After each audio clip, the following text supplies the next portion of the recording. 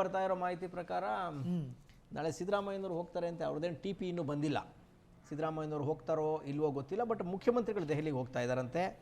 ಇನ್ನೂ ಒಂದು ನಾವು ಲಾಸ್ಟ್ ಟೈಮೇ ಹೇಳಿದ್ವು, ನಾವು ಸರ್ ಎಲ್ಲ ಡಿಸ್ಕಸ್ ಮಾಡಿದ್ವು. ಈಗ GBA ಎಲೆಕ್ಷನ್ ಬರ್ತಾ ಇದೆ ಶಾರ್ಟ್ಲಿ, ZP TP ಎಲೆಕ್ಷನ್ಗಳು ಬರ್ತಾ ಇದೆ. ಈಗೇನಾರು ನೀವೇನಾರು ಖಾತೆಗಳನ್ನು ಹಂಚಿದ್ರೆ ರೆಬೆಲ್ ಆದವ್ರು ಇರ್ತಾರಲ್ಲ ಅವರು ಭಾಳ ಜೋರಾಗಿ ರೆಬೆಲ್ ಆಗಿಬಿಡ್ತಾರೆ. ಹಾಗಾಗಿ ಸ್ವಲ್ಪ ಎಲೆಕ್ಷನ್ ಮೇಲೆ ಡ್ಯಾಮೇಜ್ ಆಗ್ಬೋದು ಅನ್ನೋ ಒಂದು ಚರ್ಚೆ ಕೂಡ ಶುರುವಾಗಿದೆಯಂತೆ. ಆಮೇಲೆ ಕ್ಯಾಬಿನೆಟ್ ಎಕ್ಸ್ಪ್ಯಾನ್ಷನ್ ಬಗ್ಗೆ ಹೈಕಮಾಂಡ್ ಅಷ್ಟೇನು ತುಂಬ ಉತ್ಸಾಹವನ್ನು ತೋರಿಸ್ತಾ ಇಲ್ಲ ಅನ್ನೋ ಸುದ್ದಿ ಬರ್ತಾ ಇದೆ. ಜೊತೆಗೆ ಮುಖ್ಯಮಂತ್ರಿಗಳು ಕೂಡ ಅಂಥ ಆಕಾಂಕ್ಷೆನೇ ಇಟ್ಕೊಂಡಿಲ್ಲ, ನಿಧಾನಕ್ಕೆ ಆಗಲಿ ಬಿಡಿ ಅನ್ನೋ ಮನಸ್ಥಿತಿಲಿದ್ದಾರಂತೆ. ಸಿದ್ದರಾಮಯ್ಯನವರು ಕೂಡ ನಾವು ಹೇಳ್ತಾ ಇದ್ವಿ ಮಹಾ ಮೌನದ ಮೊರೆ ಹೋಗಿದ್ದಾರೆ. ಕ್ಯಾಬಿನೆಟ್ ವಿಸ್ತರಣೆ ಬಗ್ಗೆ ಯಾವುದೇ ಮಾತನ್ನು ಅವರು ಆಡಿಲ್ಲ. ಆಮೇಲೆ ಕೆಲವರೆಲ್ಲ ಲಾಬಿ ಮಾಡ್ತಾಯಿದ್ರು, ಈ ಲಾಬಿಗೆ ಬೇಸತ್ತು ಅವ್ರು ಕೇರಳಕ್ಕೆ ಹೋಗಿ ವಾಪಸ್ ಬಂದಿದ್ದಾರೆ. ಆ ನಂತರ ಕೂಡ ಆಸ್ಪಿರೆಂಟ್ಗಳು ಅವ್ರನ್ನ ಭೇಟಿ ಆಗ್ತಾನೆ ಇದ್ದಾರೆ. ನಮಗೆ ಬರ್ತಾ ಇರೋ ಮಾಹಿತಿಗಳ ಪ್ರಕಾರ ಇದು ಇನ್ನೂ ಸ್ವಲ್ಪ ಡಿಲೇ ಆಗುತ್ತೆ, ಕ್ಯಾಬಿನೆಟ್ ವಿಸ್ತರಣೆ ಅನ್ನೋದು ಭಾಳ ಡಿಲೇ ಆಗುತ್ತೆ ಅನ್ನುವ ಸುದ್ದಿ ಬರ್ತಾ ಇದೆ. ಜೊತೆಗೆ ಸುಮಾರು ಈಗ ನೀವು ಲಿಸ್ಟ್ ಏನು ತೋರಿಸಿದಿರಲ್ಲ, ನಾರಾಯಣ ಸ್ವಾಮಿಯವರು, ಮಳವಳ್ಳಿ ನರೇಂದ್ರ ಸ್ವಾಮಿಯವರು ಈಗಾಗಲೇ ಪೊಲ್ಯೂಷನ್ ಕಂಟ್ರೋಲ್ ಬೋರ್ಡ್ ಚೇರ್ಮನ್ ಇದ್ದಾರೆ. ಅವ್ರಿಗೆ ಕೊಡಬೇಕಾ ಬೇಡವಾ ಅನ್ನುವ ಚರ್ಚೆ ಶುರುವಾಗಿದೆಯಂತೆ. ಆಲ್ರೆಡಿ ಈಗ ಕ್ಯಾಬಿನೆಟ್ ದರ್ಜೆ ಮತ್ತು ಕ್ಯಾಬಿನೆಟ್ ಗಾದಿಯಷ್ಟೇ ಪ್ರಭಾವಿ ಹುದ್ದೆ ಅದು, ಯಾವುದು ಪೊಲ್ಯೂಷನ್ ಕಂಟ್ರೋಲ್ ಬೋರ್ಡು. ಹೌದು. ಮತ್ತೇನೋ ಪ್ರೊಸೀಡಿಂಗ್ಸ್ ಎಲ್ಲ ಸ್ಟಾಪ್ ಮಾಡಿಸಿದ್ರು ಅಂತ ಕೇಳಲ್ಪಟ್ಟೆ, ಏನೇನೋ ಆಗ್ತಾ ಇದೆ ಅದು. ಬಂಗಾರಪೇಟೆ ನಾರಾಯಣ ಸ್ವಾಮಿ ಕೂಡ ಆಸ್ಪಿರೆಂಟು. ಆಮೇಲೆ ಸೇಮ್ ಕಮ್ಯುನಿಟಿಯವರು. ಶರತ್ ಬಚ್ಚೇಗೌಡರು ಸುಬ್ಬಾರೆಡ್ಡಿ ಅವ್ರಿಗೆ ಕೊಡ್ತಾರೆ ಅಂತ ಮೇಜರ್ ಟಾಕ್ ಇರೋದು. ಯಾಕೆಂದರೆ ಸುಬ್ಬಾರೆಡ್ಡಿ ಅವ್ರಿಗೆ ಇಬ್ಬರೂ ಭರವಸೆ ಕೊಟ್ಟಿದ್ರು, ಸಿದ್ದರಾಮಯ್ಯನವರು ಮತ್ತು DK ಶಿವಕುಮಾರ್ ಅವರು ಇಬ್ಬರೂ ಭರವಸೆ ಕೊಟ್ಟಿದ್ರು. ಈ ಹಿಂದೆ ಒಂದು ನಿಗಮ ಕೊಟ್ಟಿದ್ರು, ಆ ಟೈಮಲ್ಲಿ ನಾನು ಬೇಡ ಅಂತ ಇವರು ಬಿಸಾಕಿದ್ರು. ಆವಾಗ ಇವರಿಗೆ ಭರವಸೆನ ಕೊಡಲಾಗಿತ್ತು. ಸುಬ್ಬಾರೆಡ್ಡಿ ಅವರು ಕೊಡ್ತಾರೆ ಅಂತ ಚರ್ಚೆ ಆಗ್ತಾ ಇದೆ. ತಿಮ್ಮಾಪುರ ಅವರು ಕೊಡೋ ಚಾನ್ಸಸ್ಸು ತೀರಾ ಕಡಿಮೆ. ತಿಮ್ಮಾಪುರ ಅವರು ಅಬಕಾರಿ ಸಚಿವರಾಗಿದ್ದಾಗ ಭಾಳ ನೆಗೆಟಿವ್ ಆಗ್ತಾ ಇತ್ತು, ತುಂಬ ನೆಗೆಟಿವ್ ಸುದ್ದಿ ಆಗಿತ್ತು. ಆಮೇಲೆ ಸರ್ಕಾರದ ಇಮೇಜ್ಗೆ ಭಾಳ ದೊಡ್ಡ ಡ್ಯಾಮೇಜ್ ಆಗಿತ್ತು. ಹಾಗಾಗಿ ಮಾಯ್ಕೊಂಡ ಬಸವಂತಪ್ಪನವರು ಏನೋ ಹೆಸರು ಓಡ್ತಾ ಇದೆ. ಆಮೇಲೆ ಅಪ್ಪಾಜಿ ನಾಡಗೌಡರು, ಯಶವಂತಗೌಡ ಪಾಟೀಲ್ ಇಬ್ಬರು ಟಫ್ ಫೈಟ್ ಕೊಡ್ತಾ ಇದ್ದಾರೆ, ಕೇಳ್ತಾ ಇದ್ದಾರೆ. ಸೌದಿರ್ಗೆ ಫಿಕ್ಸು, ಕೌಜಲ್ಗಿ ಅಶೋಕ್ ಪಟ್ಟಣ್ ಇದಾರಲ್ಲ, ಅಶೋಕ್ ಪಟ್ಟಣ್ ಕೊಟ್ಟರೆ ಅದೇ ಕೋಟಾದಲ್ಲಿ ಕೊಡಬೇಕು. ಸೌದಿಯವ್ರಿಗೆ ಹಿಂದೆ ಹೈಕಮಾಂಡು ಮಾತು ಕೊಟ್ಟಿತ್ತು. ಆಮೇಲೆ ಬೆಳಗಾವಿ ಕೋಟ, ಲಕ್ಷ್ಮೀವ್ರಿಗೇನೋ ಸಿಗಲ್ವಂತೆ. ಹಾಗಾಗಿ ಸೌದಿಯವರು ಬಹುತೇಕ ಫಿಕ್ಸ್ ಅಂತ ಹೇಳಲಾಗ್ತಾ ಇದೆ. ಆಮೇಲೆ ಲಾರ್ಡ್ ಮತ್ತು ಶ್ರೀನಿವಾಸ್ ಮಾನೆ, ಲಾರ್ಡ್ ಅವ್ರದ್ದು ರೂಲ್ಡ್ ಔಟ್ ಅಂತ ಹೇಳಲಾಗ್ತಾ ಇದೆ.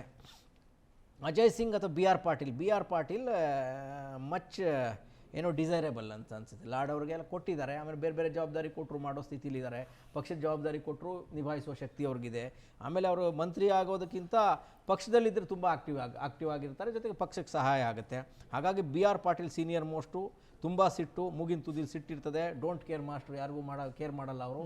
ಹಾಗಾಗಿ ಅದೇ ಅವ್ರಿಗೆ ನೆಗೆಟಿವ್ ಆಗ್ತಾ ಇದೆ. ಸಿದ್ದರಾಮಯ್ಯನವರು ಆ ಕಾಲದ ಶಿಷ್ಯ ಅಥವಾ ಗೆಳೆಯ, ಶಿಷ್ಯ ಅನ್ನೋದನ್ನು ಒಪ್ಪಲ್ಲ ಅವರು, ಗೆಳೆಯ ಬೈದು ಬಿಡ್ತಾರೆ ಅವರು. ಹಾಗಾಗಿ BR ಪಾಟೀಲ್ ಹೆಸರು ಓಡ್ತಾ ಇದೆ.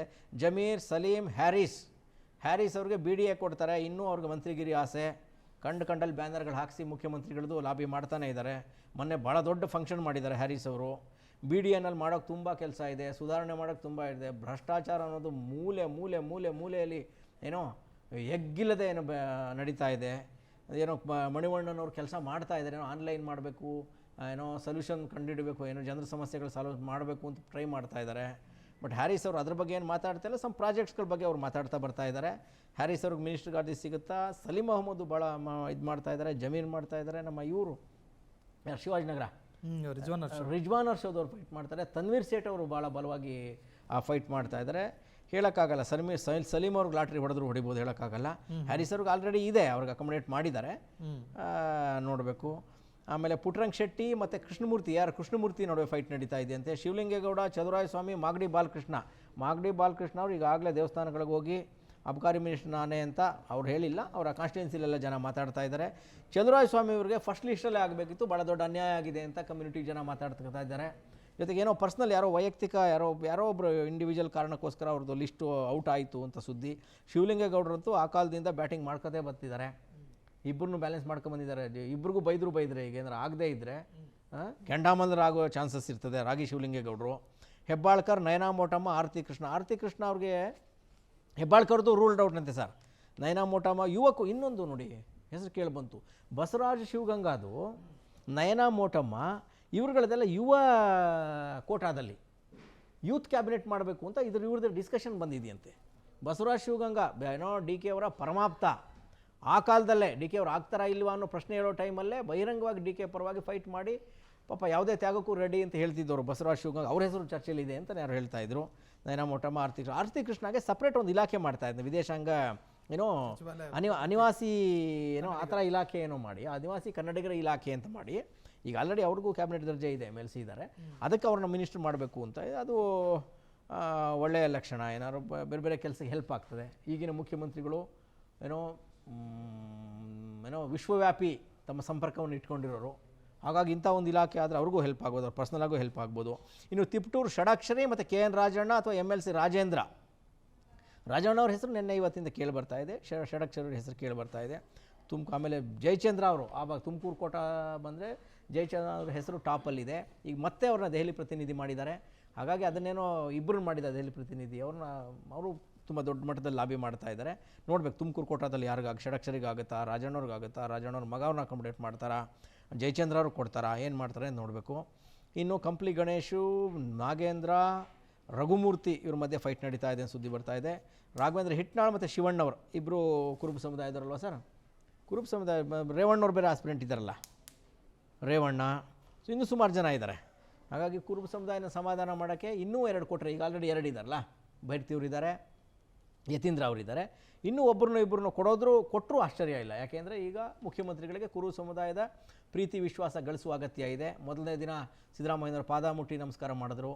ಈಗ ಮೊನ್ನೆ ಹೋಗಿ ಸಿದ್ದರಾಮಯ್ಯನವ್ರು ದೊಡ್ಡ ಕುರ್ಚೀಲಿ ಕೂತ್ರೆ ಪಕ್ಕದಲ್ಲಿ ಚಿಕ್ಕ ಕುರ್ಚೀಲಿ ನಮ್ಮ ಘನತೆವೆತ್ತ ಮುಖ್ಯಮಂತ್ರಿಗಳು ಕೂತು ಅವ್ರು ನಮಸ್ಕಾರ ಮಾಡ್ಕೊಂಬಂದರು. ಸಿದ್ದರಾಮಯ್ಯ ನಾವು ಹೇಳಿದ್ದು ಅವತ್ತೇ ವ್ಯಾಖ್ಯಾನ ಮಾಡೋದು, ಮುಖ್ಯಮಂತ್ರಿಗಳು ಬಿದ್ದಿದ್ದು ಸಿದ್ದರಾಮಯ್ಯನವ್ರ ಕಾಲಿಗಲ್ಲ, ಕುರುಬ ಸಮುದಾಯದ ಕಾಲಿಗೆ ಅಂತ. ಹಾಗಾಗಿ ಕುರುಬ ಸಮುದಾಯದ ವಿಶ್ವಾಸವನ್ನು ಗಳಿಸುವ ಎಲ್ಲ ಅಗತ್ಯತೆ, ಅನಿವಾರ್ಯತೆ ಮತ್ತು ಜರೂರತ್ತು ಮುಖ್ಯಮಂತ್ರಿಗಳಿಗಿದೆ. ಹಾಗಾಗಿ ಇಬ್ಬರಿಗೋ ಕೊಟ್ಟರೂ ಆಶ್ಚರ್ಯ ಇಲ್ಲ ಕುರುಬ ಸಮುದಾಯಕ್ಕೆ. ಇನ್ನು ಮಾಗಡಿ ಬಾಲಕೃಷ್ಣ ಹೆಸರು ಈಗ ಆಲ್ರೆಡಿ ರೇಸಲ್ಲಿದೆ ಅಂತ ಓದಿದ್ವಿ. ಮಲ್ಲಿಕಾರ್ಜುನ್ ಮತ್ತು ಭದ್ರಾವತಿ ಸಂಗಮೇಶ್ ಕೂಡ ಹಳಬ್ರು ಸರ್. KRIDL ಅಧ್ಯಕ್ಷನೇನೋ ಮಾಡಿದ್ರು, ಈಗ ಇದ್ದಾರೆ ಇಲ್ವಾ ಗೊತ್ತಿಲ್ಲ ನನಗೆ. ಹೌದು ಇದ್ದಾರೆ, ಅವರಿದ್ದಾರೆ, ಸೀನಿಯರ್ ಮೋಸ್ಟು. ಮಲ್ಲಿಕಾರ್ಜುನ್ ಕಂಪೇರ್ ಮಾಡಿದ್ರೆ ಅವ್ರಿಗೂ ಒಂದು ಅವಕಾಶ ಕೊಡಬೇಕಾಗುತ್ತೆ ಭದ್ರಾವತಿ ಸಂಗಮೇಶ್ ಅವ್ರಿಗೆ. ನೋಡ್ಬೇಕು ಸರ್, ನನ್ನ ಸೋರ್ಸ್ ಹೇಳ್ತಾ ಇದೆ ಇದನ್ನು ಡಿಲೇ ಆಗುತ್ತೆ ಅಂತ. ಮುಖ್ಯಮಂತ್ರಿಗಳ ಮನಸ್ಸಲ್ಲೂ ಅದೇ ಇದೆಯಂತೆ, ಪರವಾಗಿಲ್ಲ ನಿಧಾನಕ್ಕಾಗಲಿ ಅಂತ. ಹೈಕಮಾಂಡ್ಗೂ ಯಾವ ಅರ್ಜು ತುಂಬ ಈಗಲೇ ಮಾಡಬೇಕು ಅಂತ ಏನಿಲ್ಲ. ಸೆಷನ್ ಶಾರ್ಟ್ಲಿ ಬರ್ತಾ ಇದೆ, ಸೆಷನ್ ಆಸುಪಾಸಲ್ಲಿ ಮಾಡ್ಬೋದು ಅಥವಾ ಮ್ಯಾನೇಜು ಮಾಡಿಬಿಡ್ಬೋದು. ಹಿಂಗೆ ಬರ್ತಾ ಇದೆ ಸರ್. ಹೇಳಿ ಸರ್. ಅದೇ ಪೋಸ್ಟ್ಪೋನ್ ಮಾಡಲಿಕ್ಕೆ ಏನೆಲ್ಲ ಮಾಡಬೇಕು, ಸ್ವಲ್ಪ ಎಲ್ಲ ವಿಳಂಬ ತಂತ್ರಗಳನ್ನು ಸಹಿತ ಅನುಸರಿಸ್ಬೋದು. ಯಾಕಂತ ಹೇಳಿದ್ರಪ್ಪ ಅಂದ್ರೆ ಈಗ ಮುಂದೆನೇ ಇವು ಎಲೆಕ್ಷನ್ಸ್ ಇದ್ದಾವೆ. ಅದು ನೀವು ಹೇಳಿದಂಗೆ ಏನಪ್ಪ ಅಂದರೆ ಎಲೆಕ್ಷನ್ಗೆ ತೊಂದರೆ ಆಗಿಬಿಡುತ್ತೆ, ಬಂಡಾಯ ಜಾಸ್ತಿ ಆಗಬಾರ್ದು. ಎಲ್ಲರಿಗೂ ಮೂಗಿಗೆ ತುಪ್ಪ ಒರೆಸಿ ಕೂಡಿಸ್ಬೇಕಾದ್ರಪ್ಪ ಅಂದ್ರೆ ಮಾಡ್ತೀವಿ ಅಂತ ಹೇಳಬೇಕಾಗತ್ತೆ ಅಂತ ಅನಿಸುತ್ತೆ. ಆವಾಗ ನಾವು ಈ ಹಿಂದೆನೇ ಚರ್ಚೆ ಮಾಡಿದ್ವಿ. ಏನಂತಂದರೆ ಒಬ್ಬೊಬ್ಬರಿಗೆ 3 ಜಿಲ್ಲೆಗಳನ್ನು ಏನಪ್ಪ ಅಂದರೆ ಈಗಿರುವ ಮಂತ್ರಿಗಳಿಗೆ ಒಂದು ಜವಾಬ್ದಾರಿ ಕೊಟ್ಟಿದ್ದಾರೆ, ಉಸ್ತುವಾರಿದು ಅಂತ ಹೇಳಿದರೆ ಇದು ಯಾಕೋ ಮುಂದೆ ಹೋಗುತ್ತೆ ಅಂತಕ್ಕಂಥದ್ದನ್ನು ಒಂದು ಸಸ್ಪೆಕ್ಟ್ ಮಾಡಿದ್ವಿ ಅವತ್ತು. ನಮ್ಮ ಫ್ರೀಡಮ್ ಟಿವಿಯಲ್ಲಿ ಏನಪ್ಪ ನಾಗರಾಜ್ ಅವರು ಹೇಳಿದರು. ಅದು ಇವತ್ತೇನಪ್ಪ ಅಂದರೆ ಈಗಾಗುತ್ತೆ ಆಗಾಗುತ್ತೆ ಅಂತ ಹೇಳ್ತಾ ಇದ್ದಾರೆ. ಆದರೆ ಅದು ಪ್ರಾಕ್ಟಿಕಲಿ ವಿಚಾರ ಮಾಡಿದಾಗ ಅದು ಬೇರೆ ರೀತಿಯಿಂದ ಕಾಣ್ತಾ ಇದೆ. ಇಬ್ಬರು ಹೋಗ್ತಾರೆ ಅಂತ ಹೇಳ್ತಾ ಇದ್ರು, ಸಿದ್ದರಾಮಯ್ಯನವರು ಹೋಗ್ತಾ ಇಲ್ಲ ಅಂತೇನೋ ಬರ್ತಾ ಇದೆ. ಆಮೇಲೆ ಸಿದ್ದರಾಮಯ್ಯನವ್ರು ಯಾಕೆ ಹೋಗ್ತಾರೆ? ಮುಖ್ಯಮಂತ್ರಿ ಲಿಸ್ಟ್ ಹೋಗ್ಬೇಕಾರೆ ಇವ್ರು ಇನ್ನೊಂದು ಎತ್ಕೊಂಡು ಹೋಗೋಕ್ಕಾಗತ್ತಾ? ಹೋಗ್ತಾರಾ ಇಲ್ವಾ ಅನ್ನೋದು ಪ್ರಶ್ನೆ. ಬಹುಶಃ ಡಿಲೇ ಆಗ್ಬೋದಾ ಅನ್ಸುತ್ತೆ. ಇನ್ನು